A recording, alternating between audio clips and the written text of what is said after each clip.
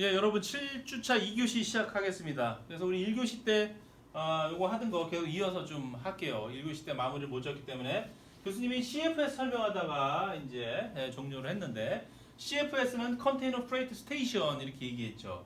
그래서 요것은 뭐라고 그랬죠?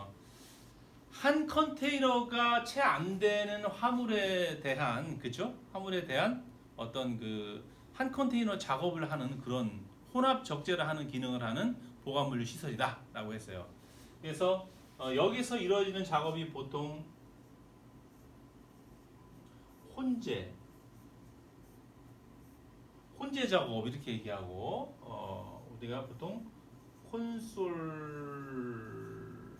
업계에서 그냥 콘솔 작업 이렇게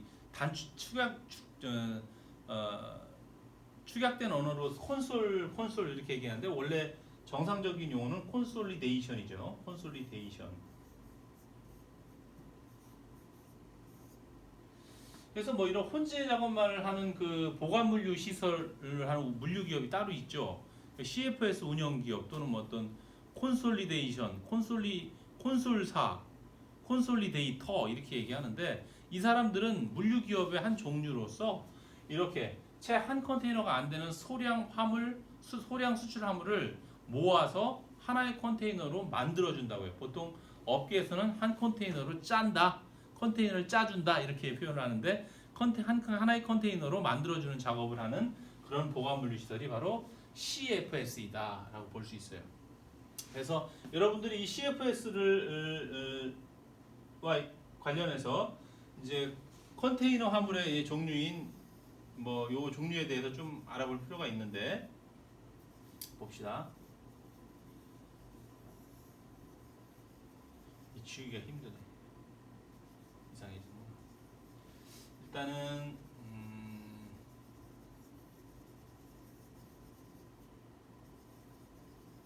자, 요거와 관련해서는 여러분 자, 자 컨테이너 화물이 이렇게 돼 있어요. FCL 화물이라는 게 있죠. FCL. 그다음에 LCL이라는 게 있어요. LCL. 자, FCL은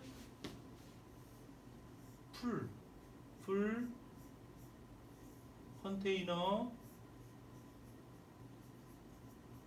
로드를 말하고 얘는 뭘까요, 여러분? less than이에요. less than 채 컨테이너가 하나가 안 된다는 거죠.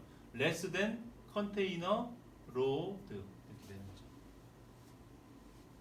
이게 소화물이죠, 소화물. 그러니까 결국은 CFS라는 보관물류 시설에 들어가게 되는 수출입 화물은 전부 LCL 화물이겠네. LCL 화물. 그렇죠? 그러면 여기에 LCL 화물로 들어가서 콘솔리데이션을 마치면은 FCL 화물화가 되는 거네. 그렇죠? 그렇죠. 그러면 FCL 화물이 완료되면은 어디로 이동할까요, 여러분? CY나 ODCY로 가겠지. 어차피 LCL 화물 상태로는 항구 CY나 ODCY로 갈 수는 없겠죠. 왜냐하면 이 시설은 컨테이너 보관 물류 시설이기 때문에 얘는 그냥 일반 트럭, 카고 트럭에 박스면 박스 자기가 수출을 하는 기업의 포장 형태로 요 CFS로 들어와서 컨테이너 형태가 된 다음에 그 다음에 컨테이너 보관 물류 시설인 CY나 ODCY로 이동하게 되는 거예요. 그렇죠? 그래요. 그래서 그렇게 되고 이러한 혼재 기업 같은 경우는 주로 이제 같은 방향으로 가는 화물들만 이제 모아서 이제 이렇게 혼재 작업을 하게 되고 거기에서 이제 발생하는 수수료가 이쪽 기업의 이쪽 보관물류 시설 기업의 수익이 되는 그런 상태가 되겠습니다. 그리고 마지막에 이제 요 CD라는 게 있는데 요거는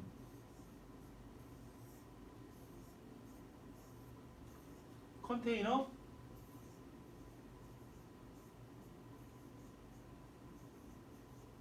데포라고 하죠. 데포.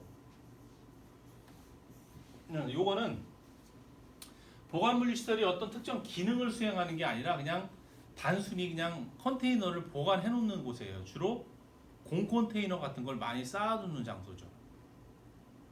뭐 컨테이너가 있는 곳이 이런 CY 같은데 공 컨테이너가 있기도 하지만, 그죠? 전국적으로 이렇게 컨테이너가 순발력 있게 이동하거나 아니면은 이쪽 CY로 옮겨지기 위해서, 대량 수송을 하기 위해서 특정 지역을 선정하고 거기에 빈 컨테이너를 쌓아두게 되는데, 이런 거죠. 그러니까 수입 화물이 부산항 통과하고 뭐 청주나 이런 내륙 지역에 와서 내려졌어요. 컨테이너, 그 빈 컨테이너가 바로 CY로 배송이 되기도 하지만, 그 내륙 지역에 지정되어 있는 이 CD 컨테이너 대포로다가 반납처가 정해지기도 해요. 그럼 이 CD는 주로 어디에 위치해 있을까요, 여러분? 주로 역 근처에 있어요. 역 근처. 역 근처. 역 근처에 가면 이렇게 컨테이너가 막 쌓여져 있고 그런 군데가 이제 가끔 있죠. 그런 데가. 그게 뭐냐면 그쪽에 빈 컨테이너가 반납되어 있다가 철도로다가 대량으로 운송하는 거예요. 이 부산항 쪽으로, CY 쪽으로. 그렇죠? 그런 경우를 위해 존재하는 게 CD다. 이렇게 보면 됩니다.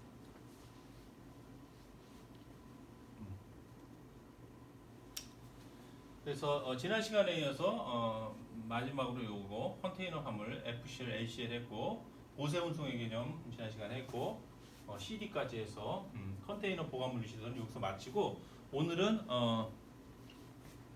컨테이너 부두에 대해서 한번 얘기를 해볼까 합니다. 컨테이너 부두.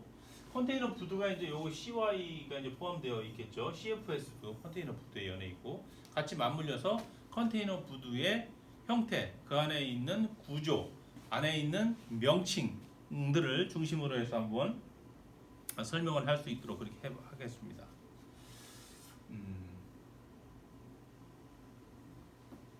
자, 컨테이너 부두.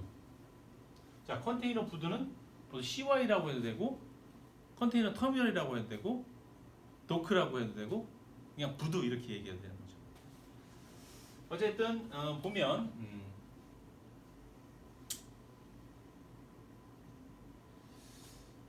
이렇게 해볼까요, 여러분?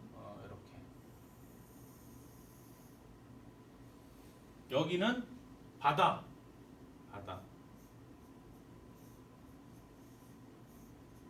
여기는 부두. 부두. 그렇죠.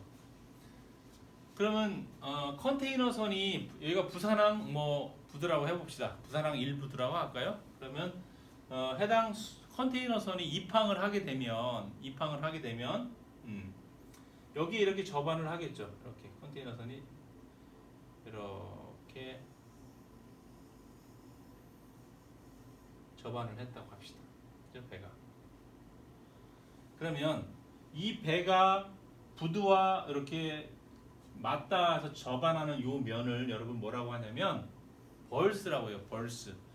선박이 벌스에 접안했다. 이렇게 얘기하는 거죠. 벌스.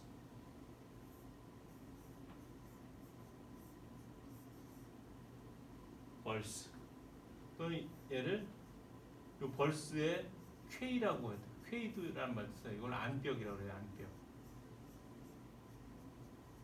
이 벌스는 정확히 얘기하면 배가 접안한 그 면을 그 접촉 면을 벌스라고 하고, 부두 끝단인 이 벌스가 콘크리트 구조물로 되어 있죠. 그게 수직으로 이렇게 이루어진 그 구조물 자체, 그 벽 전체를 퀘이라고도 얘기합니다. 퀘이. 퀘이. 그리고 이 벌스에서 안쪽으로다가 한 요 정도 공간, 요 길이가 보통 30m에서 여러분 50m 정도 되는 폭을 가지고 있는데, 이 부분을 A프론이라고 해요, 여러분. A프론. 우리말로는 적양장이라고 하는 거죠. 적양장.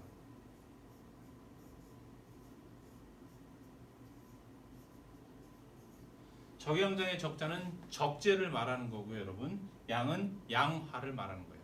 적재는 화물을 선박에 실는 걸 말하는 거고, 선박에 있는 화물을 내리는 것을 양화라고 합니다.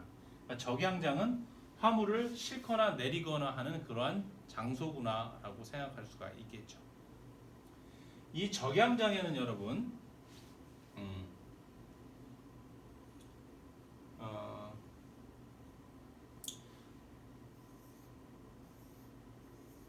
크레인들이 이렇게 서 있는데 굉장히 높은 크레인들이 서 있는데 이 크레인을 보통 우리가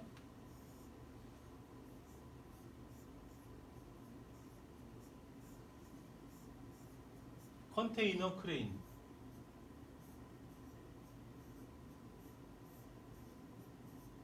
컨테이너 크레인. 그래서 CC 이렇게 얘기합니다. CC. 야, CC가 몇 대야? 또는 안벽인 K에 붙어 거기에 위치해서 일을 한다고 그래서 K 크레인이라고도 해요. K QC, QC라고도 하고 또는 겐트리 크레인이라고도 해요. 겐트리. 그래서 GC 이렇게 얘기합니다. 아, QC가 몇 대 있어? 부산신항 3부된 QC가 몇 개야? 5개야? 3개야? 이렇게 얘기합니다. 그래서 이 컨테이너 크레인은 말 그대로 컨테이너를 적하와 양하하는 데 쓰는 크레인이에요. 그러니까 적재할 때는 여기 적양장에 있는 거를 들어서 배에 실는 역할을 하는 거고, 양하할 때는 컨테이너 선에 있는 걸 그렇죠 잡아서 적양장에 내리는 역할을 하는 것이죠. 그렇죠? 그러면 이 적양장에 들어와 있는 컨테이너는 그냥 바닥에 내려져 있는 걸까요, 여러분? 그렇지 않아요. 바닥에 내려져 있는 게 아니라 컨테이너 아까 우리 전 시간에 교수님이 운송수단 전에 얘기할 때 컨테이너를 실어 나르는 그 자동차를 뭐라고 그랬죠? 일반적으로 트레일러라고 얘기하는데 트레일러가 아니라 트랙터라고 한다고 그랬어요. 트랙터고 뒤에 있는 그 트레일러를 트레일러라고 하지 않고 물류에서는 셰시라고 해요. 여러분 셰시. 트랙터와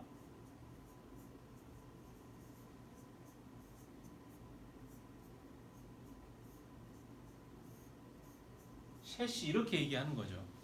그러니까 이 트랙터가 셰시를 달고서 여기에 와 서 있으면은 겐트리 크레인, 컨테이너 크레인이 선박에 있는 20피트, 40피트 컨테이너를 집어서 이 셰시 위에다 딱 올려주는 거죠.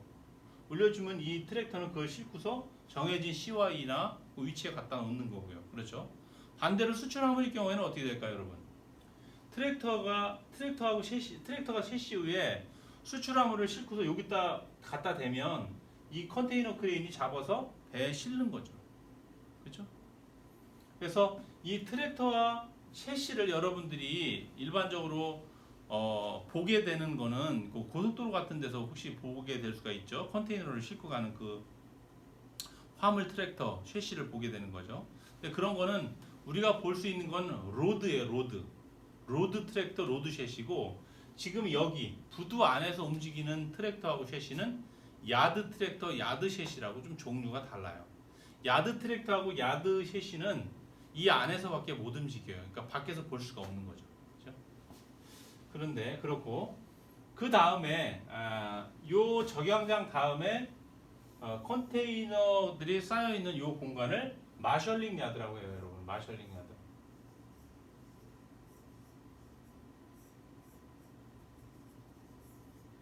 마셜링 야드. 그 다음 공간을 스토리지 야드 이렇게 죠. 스토리지.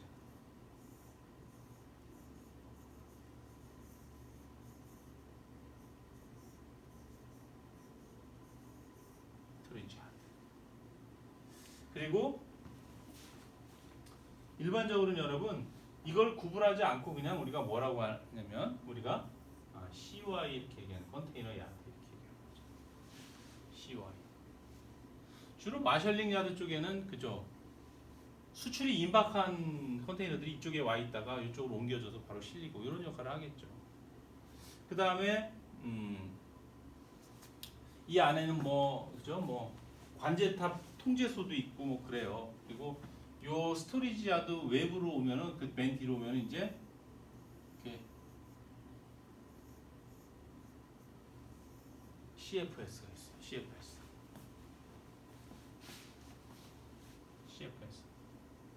CFS는 여러분 창고예요, 창고. 이게 유계화된 창고 시설이죠. 소화물들이 들어가서 분류가 되고 컨테이너화 만드는 공간이니까 창고 시설도 있고 컨테이너 작업할 수 있는 그런 어떤 마당과 같은 넓은 공간도 있고 그렇죠. 그러니까 이 CFS는 어떤 거죠, 여러분?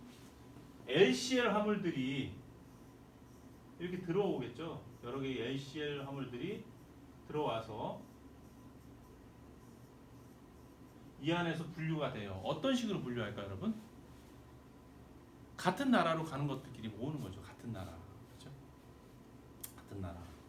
그래서 여기서 같은 나라로 가는 화물끼리 분류가 된 상태에서 컨테이너화 작업을 진행하겠죠. 컨테이너화 작업.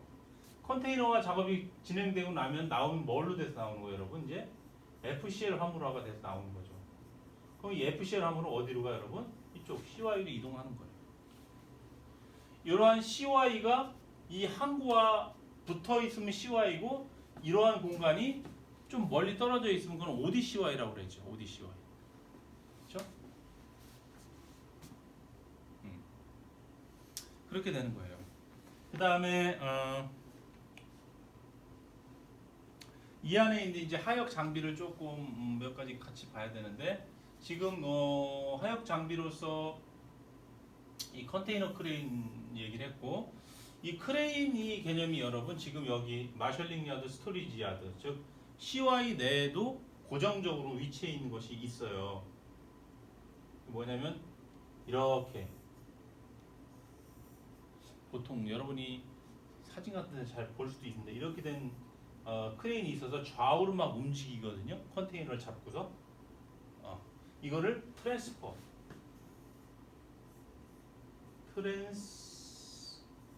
트랜스테이너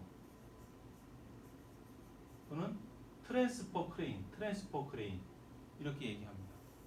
얘는 좌우로다가 이쪽 야드 내에서 화물들을 좌우로 옮기거나 이적하거나 하는 데 쓰는 트랜스퍼 크레인이라고 하는 거죠. 그 다음에 트랙터하고 셰시가 있고 또 어떤 장비들이 있냐면 이런 게 있어요, 여러분. 컨테이너를 낱개 단위로 하나하나씩 옮기는 거. 그러니까 예를 들어서 트랙터나 셰시 위에다가 뭘 옮겨야 될 거 아니에요. 여기에 얹어줘야지만이 얘가 끌고 와서 여기 적양장에서 이렇게 대기하고 있으면 겐트리 크레인이 집어서 선적을 하겠죠. 그럼 이런 트랙터의 셰시 위에다가 낱개의 컨테이너를 올릴 수 있게 하는 장비가 필요하겠죠. 가장 대표적인 게 우리가 지게차라고 하는 게 있을 수 있겠죠. 그게 포크리프트예요, 여러분. 포크리프트. 그러니까 우리가 일반적으로 보는 자그마한 1톤짜리 그런 조그만 지게차가 아니라 여기서는 굉장히 큰 포크리프트예요. 뭐 20톤 이상 들 수 있는 거. 그런 포크리프트 지게차가 있고 위에서 이렇게 컨테이너를 집어가지고 이렇게 들어 올려고 쭉 적재할 수 있는 장비가 있는데 이게 리치 스태커라고 해요.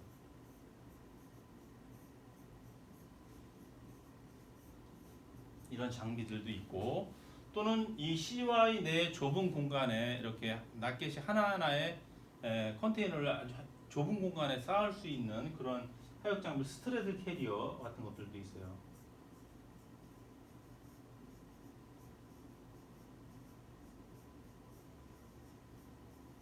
이런 장비들이 이 부두 CY 내에서 활동을 하게 됩니다. 근데 일반적으로 우리가 이러한 컨테이너 선박이 이렇게 접안을 할 때는 여러분 그냥 어떨까요, 여러분? 그냥 선박이 부산 신항에 들어와서 자기가 빈 공간에 자동차 그러니까 일반 자동차가 주차장에 들어가서 빈 공간에 자기가 알아서 파킹하듯이 선박이 갖다 이렇게 파킹을 할 수는 없겠죠. 일반적으로 입항을 하게 되면 선박은 여기가 부두다 그러면 여기에 바로 갖다 대질 못해요, 여러분. 외항 먼 바다에 이렇게 떠 있죠. 배가 이렇게 먼 바다에 이렇게 떠 있는데 떠 있다가 교신을 하죠. 어디 이 부두로다가 이 배는 지금 현대 빅토리 몇 호인데 지금 프랑스를 떠나 여기에 도착 와서 부산 신항에 입항 신고를 하고 입항을 허가를 기다리게 되죠. 그럼 이쪽에서 컨트롤 타워에서 어떻게 해요? 관리소에서 회의를 하겠죠. 무슨 회의? 저 배가 지금 입항을 허가해달라고 요청이 들어왔는데 우리 부산 항만의 어느 부두에다가 입항을 해야 되지? 해요. 배가 들어갈 자리가 있는 곳에다가 지정을 해줘야 되겠죠. 그걸 보통 선석회의라고 해요, 여러분. 선석회의. 배가 들어갈 장소를 선석이라고 해요. 한 개의 부두에는 최소 한 개 이상의 선석이 있겠죠. 2개나 3개 선석 되기도 하고. 배가 들어갈 자리 회의를 해서 현대 빅토리호는 신항 5부두에 2선석으로 들어가시오. 이렇게 선석이 배정되면 그쪽으로 이동해서 배가 위치하게 되는 거예요. 근데 여기에서 선석을 배정받고서 입항할 때는 그 배의 선장이 입항을 못해요, 여러분. 누가 온다? 조그만 통통배를 타고서 여기 와서 다른 사람이 올라와서 배의 키도 잡고 아니면 가는 길을 안내해요, 가이드를. 그 사람을 보통 우리가 도선사 이렇게 얘기하죠. 도선사는 요 항만, 항구, 부두 지역에 대해서 가장 많은 지형 정보를 알고 있는 사람이에요. 그 사람이 그래서 좁고 복잡하고 사고가 날 수 있는 요 부두 내에 접안하는 단계에서는 이 사람 지시에 의해서 접안 활동이 이루어지게 되는 거예요. 그렇게 해서 선박이 접안을 하게 된다라고 볼 수 있습니다.